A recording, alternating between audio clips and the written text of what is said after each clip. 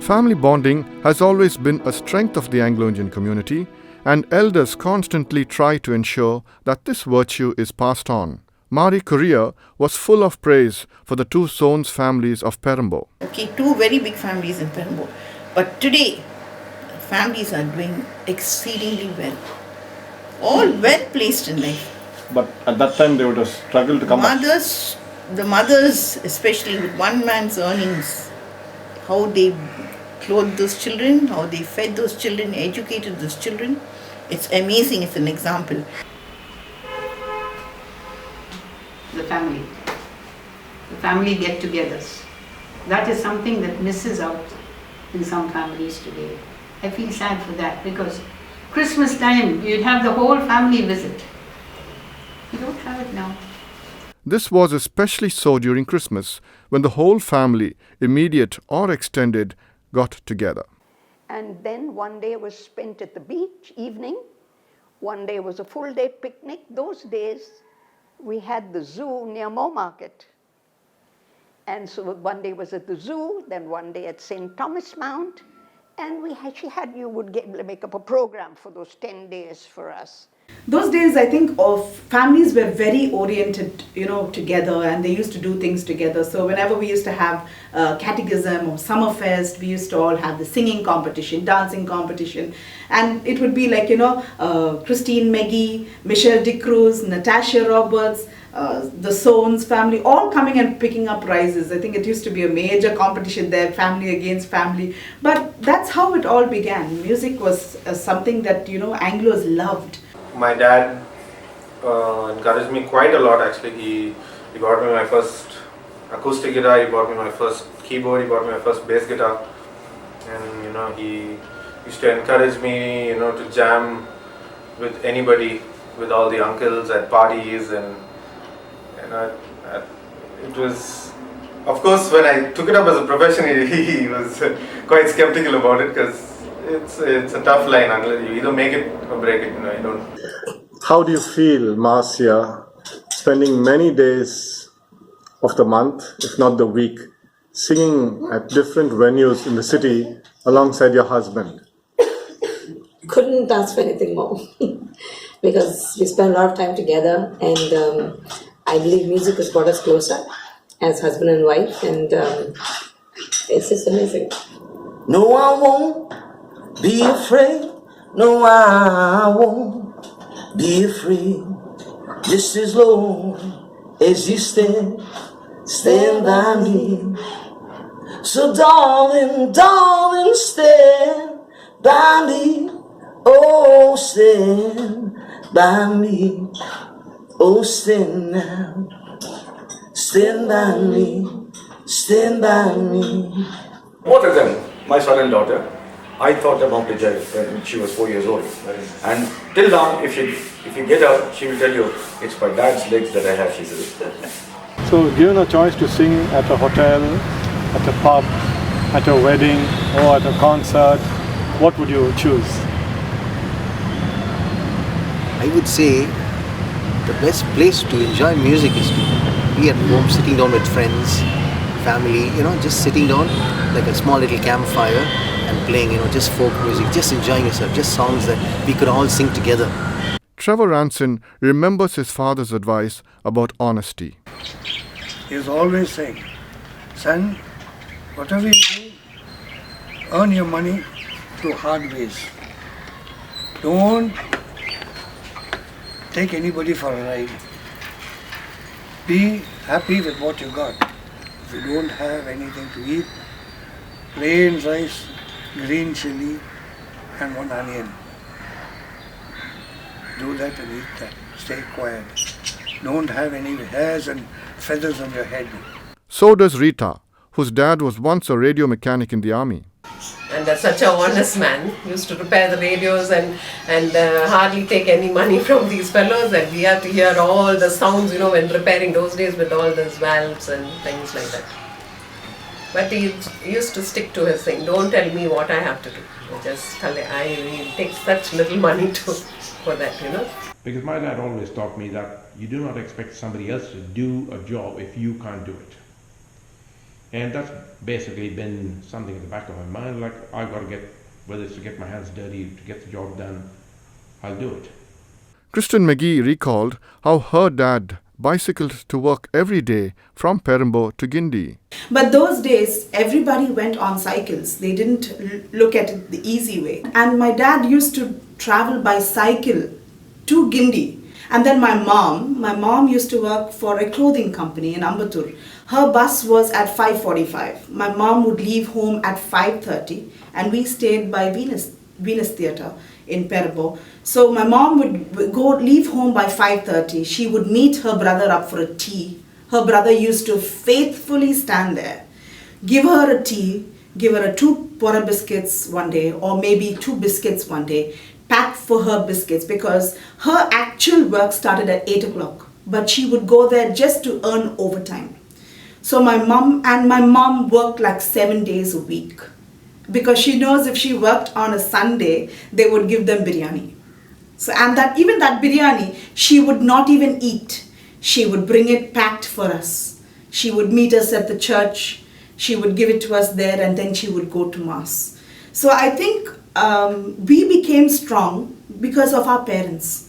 My routine was going to school and returning, and I just had enough time to spend in the evenings with my family. So all the way from Tambaram to St. Mary's used to come? Yes. Sundays I work half a day. So Sunday afternoon is my time with my family. I try as much not to touch my mobile phone on Sundays as soon as I come home. And that's the family time I got. Any other time I have with them, like a weekly holiday, or sometimes a client or two maybe out of town. So even those 2 hours I have with them is like a holiday for me. The shift works for me personally well, because I have 3 kids and I get to spend time with them in the day. I consider myself as what you say, somebody to be blessed with. To have this job and have a family, to be with them at the end of 35 days. Aubrey Davey works on the rigs in Saudi Arabia with a 35 days on, 35 days off schedule. So your daughter must be over the moon when you're here for those 35 days. My daughter's always over the moon, man. He's like a Himalayan support for us. It's not about the job he does or anything. He's such a great person to be. So I'm lucky to have him. Oh, that sounds so nice, because see, you come from a different background and he's from a different background. Yes. Yeah. Any adjustment issues are there? See, I met Aubrey almost more than 20 years back. When I fell in love with him for 2 things: for the person who he is and for the community where he comes from. Have you moved with the Anglo-Indian community? Yes, I did my higher secondary in St. Aloysius. We had a lot of Anglo-Indian girls. I studied with a lot of them. So yeah, that was... What is it that you had liked, even before meeting Aubrey, about the Anglo-Indian community? It's the culture, the respect, the discipline, the mannerism, that really impressed me a lot. I think that happiness is again grounded in my family and the community I grew up with. A lot of people around me say, the Anglos I know are not grounded. They're not planning for the future, that kind of a thing. They live in for the moment. And in many ways, that's what keeps me happy. I'm not, okay, I do have my savings and all that, but I'm not like so much planning ahead in the future. And somehow the community has taught me that, we live for today. We live for today, we love for today, enjoy life and move on. Anglo-Indians have strong family values, whether they are based in India or overseas. I asked Mario Loos how he manages bringing up 3 children in Perth. It is hard, it is tedious, but that's how I tell my children, we do it because we love you all. We've never let them go by bus to school. Either one of us drop them off, Juliet and myself, and either one of us pick them up from school as well. So I'm married to an Australian. She was very, very taken up when I first introduced her to my family, to see how family comes together, and even with my childhood, things like Christmas and Easter is actually more of a celebration. In Australia, for a lot of children, Christmas is about presents and Easter is about chocolate eggs. But for us, it was more about the lead up to that, the celebration, the religious aspects, making kalkal, singing carols, doing all that sort of stuff was something that, Australians that have come into our lives just really get blown away with that togetherness and that sense of community. I'm one of 6 in Australia. I've got one in England, one passed away, and I've got one sibling in India. We actually put up Christmas lights. We entered the Christmas competition, light competition back in Australia as well. And I think what stands out for the lights that Sean puts up is he does it himself so that people know there's a lot of hard work and passion put into it. And our house is the only house in Perth that has the entire nativity scene in lights. Most Anglo-Indian families also have pets, birds, cats, dogs, or a combination of these. You're fond of dogs? Yeah, very fond of. You've seen my dog Becky. She's totally blind, but we're not discarded her. Each one of my dogs is like a child, because children only at a certain age they are close to you. But now who's close to me? My 3 dogs. And I can't. They are very good. They are my real pets. Once the doors open and there's a knock on the door, who comes running? The dogs, not children. Maybe children have their own way of life now, because once birdies grow the wing, they tend to fly. Anyway, your children are fly high. Congratulations. Thank you. I'm very fond of birds, especially. And one bird of mine goes, finished. How small, huh? Oh, no. My father had almost about 250 hens. Oh. And we used to do mostly on eggs. What? Snowflake, huh? Yeah. What a nice name. Do you like doggies? Yes. Yeah? Oh, is it so? Hi. Hello. Huh? Okay. Bye. Not many are aware of the exemplary work of an Anglo-Indian nun, Dr. Sister Catherine Bernard, based in Tambaram, who has been working hard to promote family values across communities in India and Asia. As far as Anglo-Indian women are concerned, they have been the forerunners of women's emancipation in India, be it in sport, film, nursing, teaching, or as air hostesses or secretaries. The Anglo-Indian teachers, they were the ones who gave us our language, who taught us how to talk, who taught us how to behave. And where are all the wonderful Anglo-Indian nurses who healed our bodies, who were so kind and so comforting and so caring? She started her teaching career in Mount in St. Marian's School, and she's still teaching. She's 77 years old, and she's still an amazing teacher, because I run to her when I have to teach my son maths, and I go to her because she's an amazing teacher. What is that aspect about teaching that you like the most? I didn't know I had this passion for kids. I love playing with them, I love teaching them, and I get so excited with the children that I become one of them. You were a secretary in your time? Yes, I worked for King and Partridge, my first job. King and Partridge, Notary Publics and Advocates. His auntie was Auntie Baby, she helped me getting the job. I completed my +2, and that was April 29th. And I had just 1 day holiday, and May also was a holiday. And 2nd May I started working. So from the age of 19 I started working. And I do interviews for the IELTS exam. And one of the candidates was asked to talk about a historical figure that he admired. And he told me that I am going to talk about the Gandhiji. I like it, the Gandhiji, because he is a very impotent man. And he is the father of the nation. And in my head I was saying, impotent, yet he is father of the nation. Major Chitrapu recalled the Rozario sisters who were air hostesses in their time.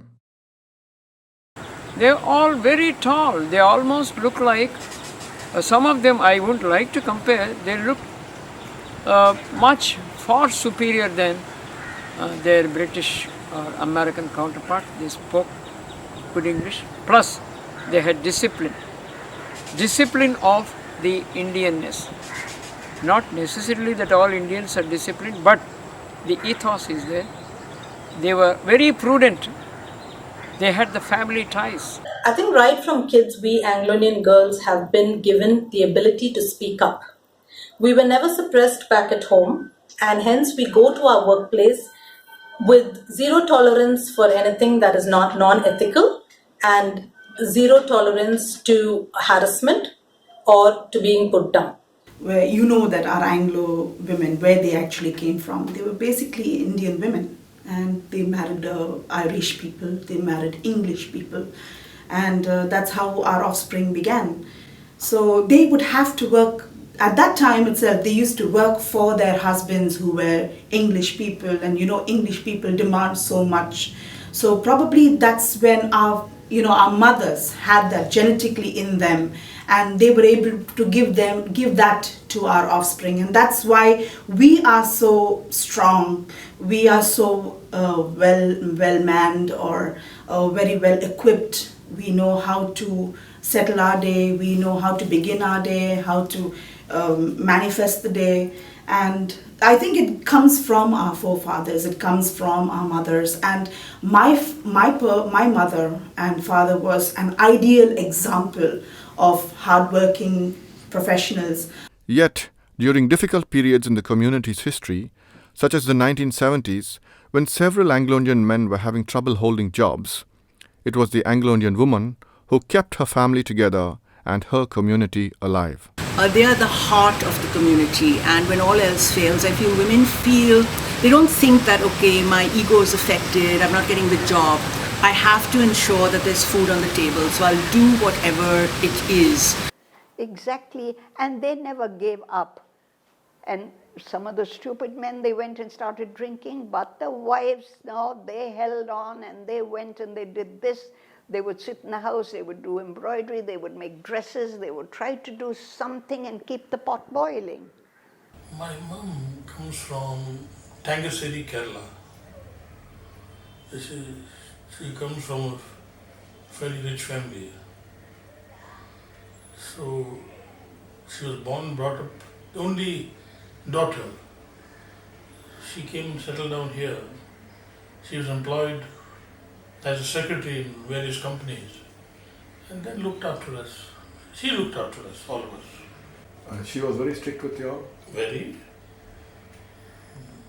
In the afternoons you had to sleep, whether you liked it or not. Study, time for studying, time for playing. Very, very disciplined. That was my mother's caring for me.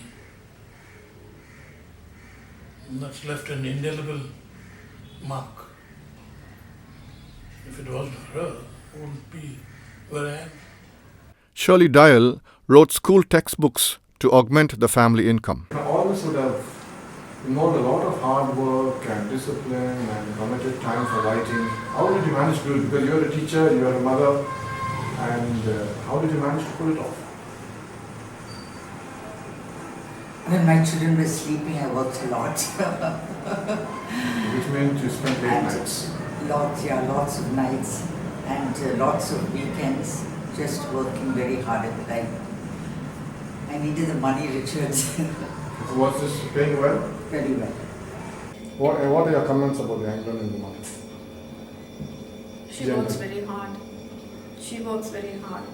She is like, sorry to say, the backbone of the family sometimes, but now I'm seeing the difference among the Anglo-Indian guys, and I saw the Coimbatore boys, they were athletes, they were doing their stuff. If you're talking about Anglo-Indian women, I would say their resilience, because they keep a lot of troubles hidden. They don't they bear it, they don't let it get them down. Very few of them start fighting. If at all there's a fight, it's within the four walls, it's never carried outside. So I grew up in a family where there were only women. So I kind of became expert in women's psyche, how they think, how they act. When they say something, they mean something else. I think a lot of my memories go back to my grandmother. You know, it's just things she used to say, terminologies that are very Anglo-Indian. I won't repeat it on camera, they're not particularly politically correct. But a lot of my being Anglo-Indian is because of who my Nana was. And I think if I could be the person that she was, and how proud she was of her heritage, and yet how open she was to accepting different cultures, I think I'd be happy with who I've turned out to be. Just because some girl goes for a party does not mean that she's flirting or something. That is the wrong attitude. They are entitled. They are entitled to enjoy themselves as much as the boys enjoy themselves. So that way I look at it. But still, they are far more family-oriented, and they are homebound. In short, they have built the bedrock of our families. Absolutely. Without the woman in the family, there is no family life. We are strong women, and there are a lot of women in the Anglo community who are doing really well for themselves. Single women who've survived a lot of odds, gone against the odds, and come up successful. You sometimes have to work a bit harder to prove yourself in terms of a woman in business. And I think, not just me, so that's something which has been there, which is across countries as well, not necessarily just in India. And hopefully that should, and we as women should help to see that we support other women who are in business. From the age she was 6 and Keith was 14 when Gibby lost his job in the mills. And I was the main support until he passed away when Keith was 21. Those days, we didn't earn in the thousands. That was the best part of it all. Everything was so cheap. Everything was so easygoing. The Anglo-Indian woman is very resilient, is able to overcome obstacles, could quite confidently run a family with or without the support of her partner, and is also very creative and resourceful, I would say. So I've seen many Anglo-Indian women. I can speak for my mom. My dad was in the railways, and he was a very honest officer, had a regular salary, but I seem to think now that she kind of multiplied it, the income that came in. So, we had a lovely home, we had best dresses that she tailored for us, there was amazing food on the table, she worked as a librarian. So I think the Anglo-Indian woman is a lot more resourceful and resilient than what she would think, or even others would maybe think about her. And when pushed in a situation, she just goes and performs. Irrespective of who you marry, Richard, it's only you who can make that marriage, whether it's an Anglo-Indian or not an Anglo-Indian. All this comes out of a strong spirituality. I gave my children all the material things, while my wife gave them all the spiritual things in life. I'm proud to say that. You see, because she's saved, she's born again. I mean, you can have your own interpretation of what is saved and born again. So they were brought up in that God-fearing way. All of them were dedicated as babies, not baptized. They were all dedicated in the Apostolic Church. Dedication. So, and I'm so happy to see them, as young as they're all in Canada, taking the collections in church, doing church work. A family that prays together stays together. And that's very true. Those who have God in their lives, in the center of their lives, He is there to protect and keep the family together. And God knows, I think, when He puts you in those moments, that you will kind of overcome, and you will get to where you want to be. You just need to believe and trust in Him. That's what I think. Sandra had to stay at home to look after her ailing husband, but used that time to learn painting. I couldn't sit. I was taking care of him as well as doing my art diploma. And that's when I started to paint at home. And I just painted any old thing, anything that I like, I painted. It could be like other people's paintings. If I look at something, I change it a little bit because I like the concept of the painting, and so I just paint random. So it's abstract paintings that I like. I personally like something called the watercolor technique. So you use these little pigments and you add layer after layer of water, and it sort of gives you like this dissolve effect to the painting, and it's very light, it's very delicate, gentle. That's the sort of themes, and I like doing it with flowers. That's something very, very girly, very, delicate. So. Okay, so apart from flowers, what other theme catches your fancy? I like looking at the Renaissance paintings by the old masters, but I don't think I'm as great as that, but that's something that I like admiring and looking at their work and seeing the intricate details that they did on either their clothing or their hair, like each strand of hair was painted. That's the sort of thing I admire and I look at. See yourself professionally, let's say 10 years from now. 10 years from now, I would like to have my own business in interior design. And right now my fancy is looking at these little tiny homes that are sort of like abroad. That's sort of the trend at the moment because of the shortage of space. And so my thing is I would like to get that here. I love to paint. I don't have any formal training, though I wish I did. But I do love to paint. And I seem to have channeled all my creativity into the theme of surrealism. For some reason that appeals to me and I enjoy that theme. Leeza Harris has also been successful in conducting workshops for children. With regard to children, I went on as a part of work to create an edutainment workshop, which is called the Chrysalis Busy Bee Factory. It's a patented workshop and it's on the basis of what we call edutainment, learning through fun. So it targets children from the ages of 5 to 12 and it covers a whole series of interactive activities. And these would include? These would include both the performing arts as well as the visual art. So under visual art, you have craft, painting, etc. When it comes to the performing arts, you had theatre, you had dance, you had modelling. I used to be called on by a leading theatre group in Chennai, and I did quite a few plays with them. There was a friend of mine called Mitran. He was also with Mitran Devanesa. He was also with this group, and he used to direct quite a number of plays. He was the director, producer, everything. This was before your marriage or after marriage? This was before, during. So your wife had to put up a lot? Oh yeah.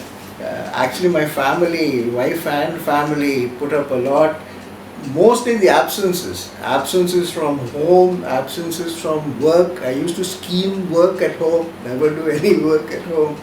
They used to do everything, except maybe going to the market. Other than that, even that also Shirley used to do. Many Anglo-Indian women also held good jobs in the Gulf and supported their family back home. My wife actually, well, this was pre-marriage and we were engaged at that time, and she got an opening to go to Dubai. 6 months after she went there, I joined her. We were actually married in Dubai, the St Mary's Church over there, and which at that time was a lot smaller than what the St Mary's Church is today. Everybody was attracted to Dubai, so even when I got this job, the company boys in Angel Wells told me, don't miss the opportunity. So you go to Dubai, it's like what they say, land flowing with milk and honey.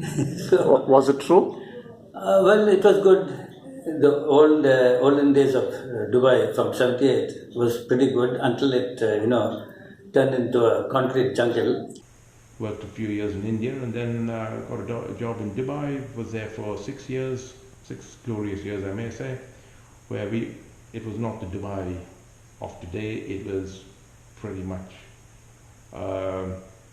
a lot more for the middle class. So today it's more billionaires' playground. But in those days we had a fantastic time, made some very good friends over there whom we are still very much in contact with. My wife joined me in 79, that is Rose, and she also had a very good job. She was a PA to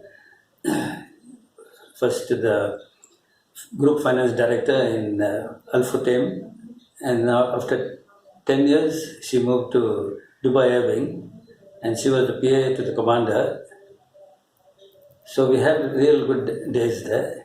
Several Anglo-Indians across the country today work in Dubai, Abu Dhabi, Muscat and other parts of the Middle East. When I went now recently to Dubai, I don't know how they knew I was there. They all came, gathered, like Roxy Woolridge and Anne Freegrade, Winston's wife. We all gathered, Blondel de Cruz, and we went out, like not one day. So much of that time they spent to take me out, to give me a good time there. So as a community we have this spirit. Yeah, we have this. Hospitable We have spirit. it anywhere. They meet on weekends at one another's homes or at church or maybe at a game of football. Some are or were even coaches, such as Preston Glover in football or Nigel Lazar in snooker. Dubai can never be a permanent place. Leeza worked for 6 years in Dubai. Dubai is hectic, jobs are it's good, they pay you very well, but it's a hectic time, very hectic life. But the place is good, it's a beautiful place, one has to experience. There are other Anglo-Indians there? Lots of Anglo-Indians, many Anglo-Indians working. From? From different parts, like from Perambur mostly, from Perambur, Roipam, you have a lot of Anglo-Indians. And other parts of India too? Yes, you get a lot of other communities, like the Filipinos, they are dominating the place, Filipinos and Malayalis. Unlike a few decades ago, India today is so westernized and conducive to the Anglo-Indian. Many of the non-Anglo-Indians do pass off like Anglo-Indians nowadays, with their dressing, with the way they talk, and with their culture that they follow. They love going to discos, they love dancing, they love wearing their jeans and blouses and even dresses. But is the Anglo-Indian herself changing? Those visiting from overseas seem to think so. Right, so Chennai for me it has changed a lot. The demographics has also changed a little bit. So there's not very many Anglo-Indians. 30 years ago, I could look at people and say, yes, that's an auntie, that's an uncle. Nowadays, I cannot tell who's an auntie, who's an uncle, who's an Anglo-Indian. I can't tell. Think about the society. So they're always wearing saris, they're wearing salwars, and it's like, hang on a second, that looks like an Anglo-Indian. What happened? My aunties, my mum, I have a wingtip at it. She hardly wears any dresses. She hardly has any dresses. And it absolutely saddens me. You look at a person today, you can't say Anglo-Indian because the person may be wearing a salwar instead of a dress. But that doesn't change the fact that the person is Anglo-Indian. Many Anglo-Indian women have married outside the community, yet continue to maintain their Anglo-Indianness, even if they were to wear a sari. You started wearing the sari after marriage? No, I was working in a petrochemical company and I was receptionist there, so I started that you have to wear. Not have to, but it looks more elegant when you're in front office. So after I got married, I found some manja. One room was upstairs and one kite, tied up the whole damn thing, pulled up the sari, climbed up the tank, and I was happily flying like kites. And my mother-in-law's neighbor came and said, "Yenamma, unga maatu ponnu maadila kaatadi odra." My mother-in-law came up and said, "What is this?" And I was like, "Oh God, that was the end of flying kites for me." Genevieve's husband is Telugu, and her children would not be legally recognized as Anglo-Indian, as per Article 366(2) of the Indian Constitution, which defines the community along paternal lines. Should the definition be tweaked to include the maternal, I ask? We have been cheating the poor Anglo-Indian girls who marry out and depriving them and their children of getting Anglo-Indian blood. After all, if you look at the life of Jesus, where did he get his human nature?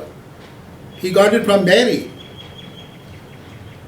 Mary was his mother. Therefore, I think Jayalalitha was right. She said, you can have your mother's name. Tamil Nadu government permits that. The government of Tamil Nadu is given in the Code of Anglo-Indian Regulations, children born of Anglo-Indian parents, especially girls, they can be given Anglo-Indian certificates. We are giving. Anglo-Indian Association of India gives. And it's accepted by the government. So why should they lose it if they want Anglo-Indians? If they want to keep their community? There are many who would disagree. We spoke to a person who has been campaigning for gender equality in the workplace in Australia. Average gender balance in most IT organizations is kind of under 20% is female. And, so what I've been doing heavily at VMware in Australia and New Zealand is trying to drive more females in IT. So when we put grads on, we show a conscious bias to put more female grads out of university. With the company, we joined an organization called WGEA, which really helps drive women and equal rights in the workplace. And I became a pay equity ambassador. And to do that, apart from just talking about it, I had to implement it myself into our organization. And it was a really proud day in September this year where we were able to formally announce equal pay for everyone, regardless of their race or their gender. On this note, it is time to say goodbye to Tambaram. Before we left the home of the Fullers, two things caught our fancy. It was the 5th of September, traditionally the Teachers' Day in India. But in 2016, it was also the festival of Ganesh Chaturthi. When Linda's Hindu neighbor called on her with sweets and savories, we could not resist capturing the goodwill on camera. Also calling on the Fullers were a family of 5 spotted deer, visiting from the adjacent scrub forest of MCC and Selayur. In all tenderness, even they wanted to be present as we bade adieu to the last Anglo-Indian family then left in the Tambaram railway colony.